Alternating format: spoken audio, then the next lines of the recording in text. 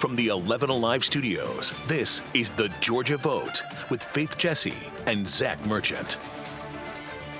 Well, good morning and welcome into the Georgia Vote. I'm Zach Merchant. Faith Jesse is off today. We begin with Georgia lawmakers debating a bill that could encourage lawsuits against cities that they say are not enforcing federal immigration laws. The measure targets so-called sanctuary cities, though no Georgia city identifies itself that way. 11 Alive's Doug Richards has a look at what the lawmakers are trying to do. When an undocumented immigrant murdered college student Laken Riley in Athens, Republicans claimed Athens-Clarke County deserved at least some of the blame because of liberal policies protecting immigrants. Now, Republicans want to make Georgia cities like Athens pay for damages in such cases. That you should not have sanctuary policies. Though Athens never called itself a sanctuary city, Republicans say they know one when they see it. This bill, they say, would deter such cities by waiving the legal immunity they'd normally have against civil lawsuits. We are not going to give an immense privilege in the courts to a local government not acting in the best public interest of our citizens. I could see a cottage industry rising. But an attorney representing counties told lawmakers their bill would motivate lawyers looking for cash judgments to target cities with deep pockets. What I think is likely to happen is with these waiver of immunities, there will be efforts by plaintiffs' lawyers to turn everything into a sanctuary policy. Republican lawmakers passed another bill last year that punished so-called sanctuary cities. The election of Donald Trump since then has fed their appetite. At the Capitol, Doug Richards, 11 Alive News. Now, that bill has passed the Senate back in February, but it has not yet passed the House. Of course, we are now 3 full weeks left in the legislative session. There is still a lot of unfinished business to get through in that time frame. Here are some of the other major pieces of legislation still being considered under the Gold Dome. Governor Brian Kemp's top priority legislation to limit lawsuit verdicts, referred to by some as tort reform. That bill passed the Senate earlier in the session. Also, a high-profile school safety measure backed by, among others, House Speaker John Burns. And legislative efforts focused on gender identity, including a bill that would limit transgender athletes' access to public school sports. The final day of the session, also known as Sine Die, is Friday, April 4th. Meanwhile, U.S. Department of Education leaders this week announced plans to lay off more than 1,000 staffers as part of the Trump administration's ongoing effort to shrink the federal workforce. We asked Brian Johnson, the superintendent of Atlanta Public Schools, how it could impact the school system he leads. He said at this point it's too early to tell what impact, if any, there could be, but he argued that the federal agency provides valuable support to his students. When you think about the work that the federal government has done and the Department of Ed, we know their focus has been around the least of these, those that need it the most.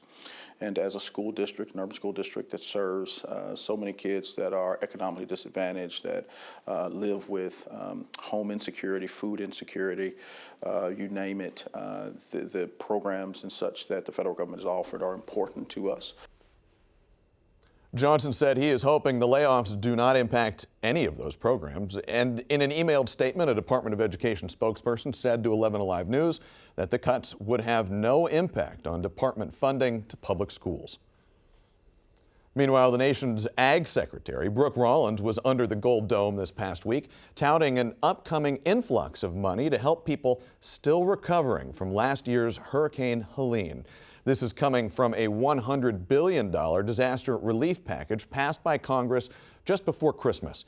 In it was a deadline of this coming Friday, March 21st, to hand out the money. But Rollins says farmers may be getting it a little sooner. The disaster and emergency relief, both for Helene but also for our farmers that are hurting, that money will begin to move in the next few weeks. We were given a deadline by Congress, which isn't often met, but for me it was very important we meet it. Well, 2025 is an off-cycle election year, but not for Atlanta residents.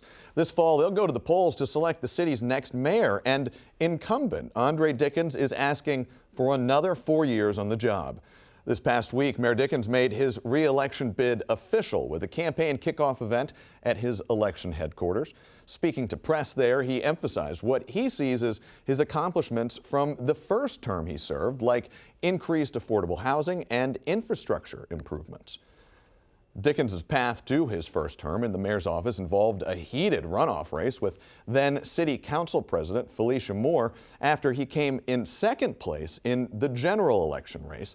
Addressing the press at the kickoff of his new campaign, Mayor Dickens says there is more work left to be done.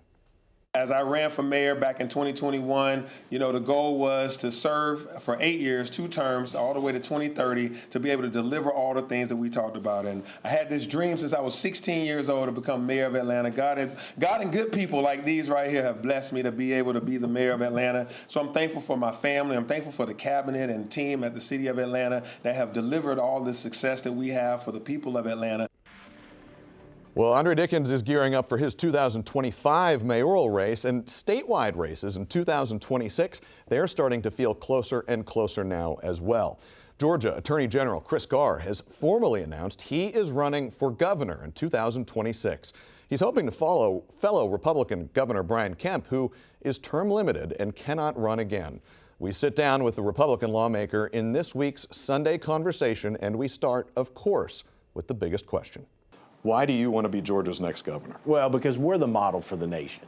And I've been fortunate enough to work in this state. I worked for Johnny Isakson. I worked economic development under Nathan Deal, and I've now worked with Brian Kemp. And we're the model because of jobs and safety. You are either in the state of Georgia because you came here for a job, you stayed here for a job, you came here for college, but that's what we have, how this state has been built over the last several decades, jobs and then safety. And in this state, we focused on both of those issues.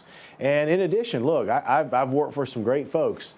And over the last 2 or 3 decades, we've done it because of good, traditional Georgia conservatives. We've got to keep this state red. We've got to continue to do the things that we've done to be successful over those last 2 or 3 decades. And I've worked arm in arm, side by side with Governor Kemp and others to make sure that we do it. We've got to keep doing what we're doing. There's been a lot of legislative effort surrounding school safety, particularly in the wake of the awful Appalachia High School shooting in 2024. How do you propose Georgia keeps its school students safe? Well, I think what is happening now in the legislature, the debate and the discussion and the resources the governor's put forth and the legislature have is incredible. So I would support that as well. I think when you're looking at keeping kids safe, school resource officers are critically important. Hardening the asset itself, the school itself, making sure that you've got safe doors and windows and protecting the building itself. But also, you want to have that, and I know the legislature has discussed this a little bit, you want to be able to have folks on the inside that are teachers and counselors and principals and parents and others, that when threats are made by students, that there's a conversation about what needs to be done. Democrats in the state legislature have advanced some positions that they say would in some ways restrict access to firearms in certain cases, and they see that as a component of keeping schools safe. Do you support any efforts like that? No, I'll tell you, I don't, because here's why. Every day we focus, whether it's gangs, whatever it may be, on those that either illegally possess or illegally use or improperly use a firearm. My problem is every time somebody uses a weapon from a criminal perspective, somebody wants to take away my ability to own a firearm. And I support the right of a law-abiding citizen in this state to defend him or herself, his or her property, his or her family. I just believe it's constitutional and it's fundamental. President Trump won our state and effectively swept the board in battleground states when it comes to the Electoral College in 2024. But as a breakdown of the actual vote, President Trump won Georgia by just about 2%. If you win the election here, if you become Georgia's governor, how do you lead a state that is still very closely politically divided? Yeah, well, again, because I think you focus on the basics. You focus on trying to provide the people of Georgia with an opportunity to have a job, and you keep them safe. Those are the issues that people care about. We saw it in the state of Georgia. You can be a Republican, or you can be a persuadable voter. You may want Donald Trump in Washington, D.C., and you want a Brian Kemp or a Chris Carr in the state of Georgia. And we've shown that. I've been through 3 statewide races. I was on the ballot with Governor Kemp, and in 2022, in the primary 22, he and I both got 74% of the vote in a very difficult cycle. But what that tells me is the people of our state said, we like your brand of Georgia conservatism. We like your brand of leadership. Do you see that as a different brand of conservatism than perhaps what President Trump lives out? I see it as what our state has been and what has become. I've given you the names of some folks. If you go back a couple of decades, you can see, again, the Johnny Isaacsons, the Nathan Deals, and the Brian Kemps. But you can go back even to a Zell Miller, where this is what we have focused on. I mean, the Olympics were a turning point for our state. For our state, we showed the world that we were a great place to do business, we were a great place to raise a family, and we care about keeping people safe, and we care about the basics of government. That's what you want in this state. But so absolutely, Brian Kemp has been masterful in how he has governed this state. There is no doubt he is a conservative. He is a Georgia conservative. He told people in 2018 and 2022 who he was going to be, and he has been it, and he's been a fantastic governor. That's the model. Brian Kemp is the model for this state, and I am so proud to have worked shoulder to shoulder with him to help bring jobs to this state and keep folks safe. If you're elected governor of Georgia, your vision for our state over the course of that potential term in office, what does it look like? Well, it's going to be continuing to be a state where businesses want to start, they want to locate, they want to stay here, families want to be here, and they're going to know no matter where they live in this state, no matter who they are, they're safe. That is just part of our interview. You can see our full conversation, including a discussion of the Attorney General's gang prosecution efforts, right now on the 11 Alive Plus app. And right after the break, we'll take these headlines into the Politics Roundtable with our guests Spiro Amburn and Fred Hicks. And later, this week's Voice of the Voter shares his thoughts as a native of Denmark, now working and living here in Georgia, on the potential of tariff-driven trade war with the United States.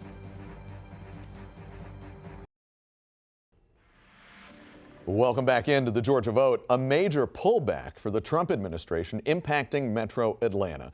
On Thursday, the White House withdrew the nomination of Dr. David Weldon to lead the CDC.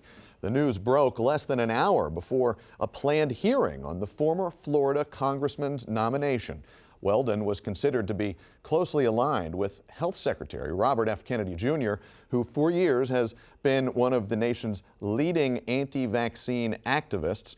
In a statement, Weldon says a White House assistant told him that his nomination was being withdrawn because, quote, there were not enough votes to get confirmed.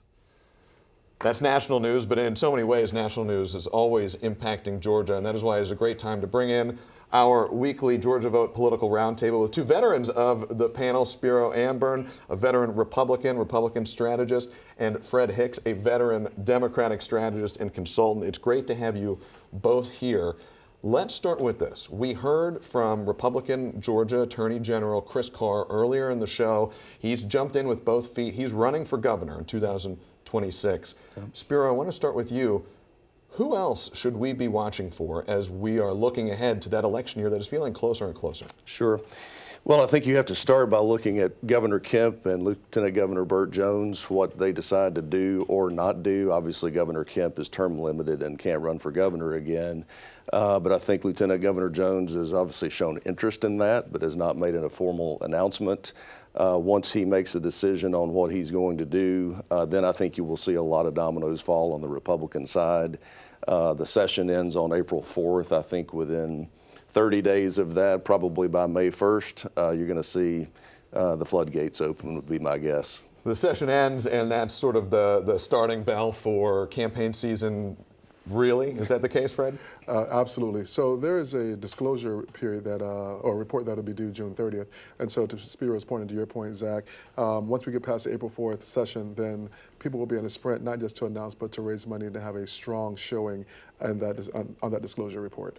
We've heard a lot in past panel discussions, and Spiro, you brought this up as well, that Governor Brian Kemp, he's a very popular statewide elected official, a very popular governor, all other things being equal. And we've heard a lot of people, yourself included, say Governor Kemp, he's the first domino to fall. What he decides to do in 2026 or 2028 will help frame out the rest of the race for other folks seeking these major statewide positions. On the Democratic side, Fred, who are you watching for to be getting into these races?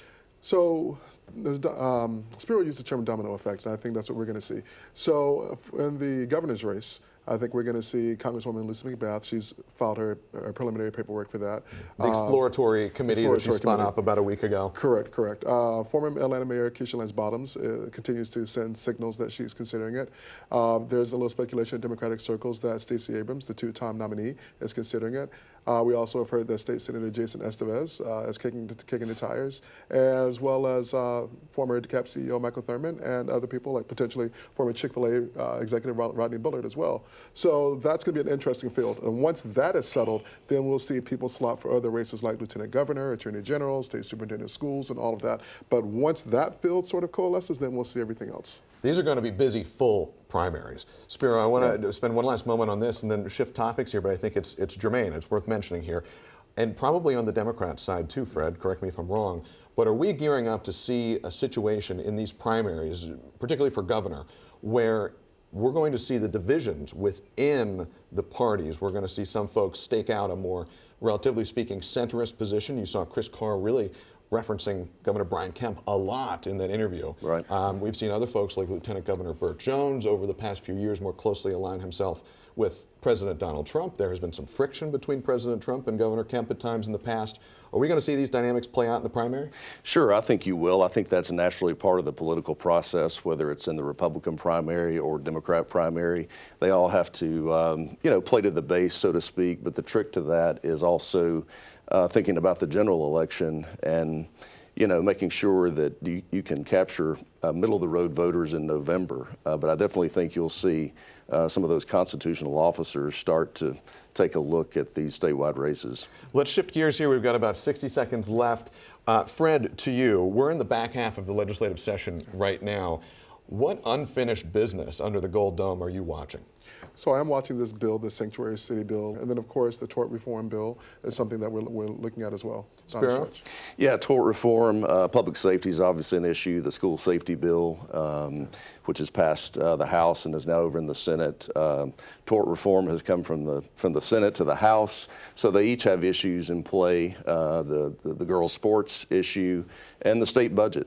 Frankly, the House has now passed the fiscal year 26 budget over to the Senate, and in these last 3 weeks, you'll see the House and the Senate and the governor's office all negotiating over how that money is going to be spent. You timed that out so well. The producer is in my ear saying wrap it up, and you ended on the very second. It's almost like you guys have been on the panel before. And good news, because we have more to talk about, and we will continue talking about it right after the break.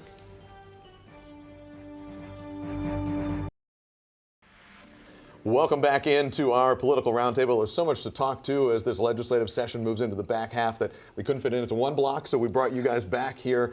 Spiro, I want to talk to you first. Governor Brian Kemp's top priority has been tort reform.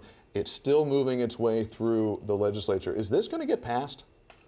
We'll see. I mean, it passed the state Senate, which is very significant. There was an amendment to the bill. It's now in the House, where the Speaker has it in the Rules Committee and a special subcommittee of rules to vet the bill. They've had several hearings. It's obviously generating a lot of attention.